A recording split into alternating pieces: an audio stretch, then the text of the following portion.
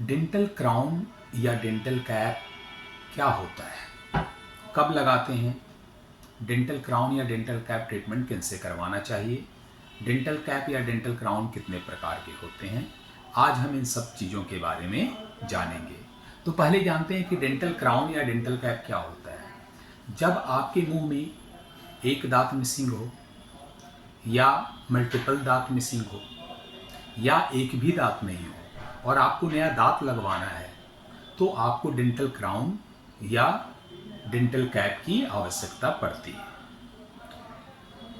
Dental crown या dental cap जहाँ पे आपके दांत नहीं हैं वहाँ पे लगाया जाता है ताकि वहाँ पे आपको नया दांत लग जाए। समझ गए?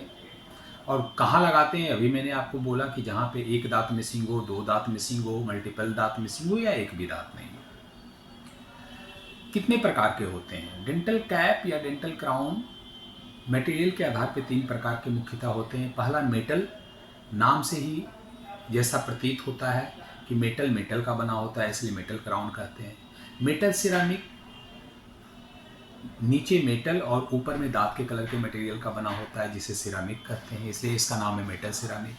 फिर जिरकोनिया होता है, फुल टूथ कलर मटेरियल होता है, इसमें मेटल नहीं होता।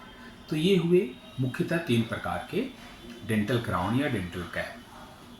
अब है कि डेंटल क्राउन या डेंटल कैप किनसे करवाना चाहिए। डेंटल क्राउन या डेंटल कैप आपको प्रोस्थोडोंटिस्ट और एंडोडोंटिस्ट दोनों से कंसल्ट करना चाहिए। अगर आपके दांत में रूट कैनाल ट्रीटमेंट है तो फिर आपको कैप एंडोडोंटिस्ट से करवाना चाहिए। अगर दांत नॉर्मल है, वाइटल है, तो डेंटल कैप या डेंटल क्राउन प्रोस्थोडोंटिस्ट से करवाना चाहिए। अब हम आते हैं कि डेंटल क्राउन या डेंटल कैप जब हम लगाते हैं तो उसके लिए प्रोसेस क्या होता है। तो सबसे पहला प्रोसेस होता है, मान लिया जहाँ पे आप डेंटल कैप या डेंटल क्राउन लगा रहे हैं तो वहाँ पे क्या करते हैं कि वहाँ पे आपको उस टूथ को प्रिपेयर करते हैं। अगर लेमन टर्म में बोले तो उस टूथ को हम कट करते हैं और कटिंग होती है जो अमाउंट टूथ स्ट्रक्चर वो होती है 0.5 टू 2 mm के अप्रॉक्स। उसके बाद फिर हम उसका इम्प्रेशन लेते हैं। इम्प्रेशन लेने के बाद हम उसे लैब में भेजते हैं, लैब बना के हमें भेजता है और वो क्राउन को फिर हम फिक्स करते हैं। तो ये प्रोसेस हो गया। डेंटल क्राउन या डेंटल कैप क्या सिर्फ जब मुंह में मिसिंग दांत रहेंगे तभी यूज़ कर सकते हैं? जी नहीं, ऐसा नहीं है।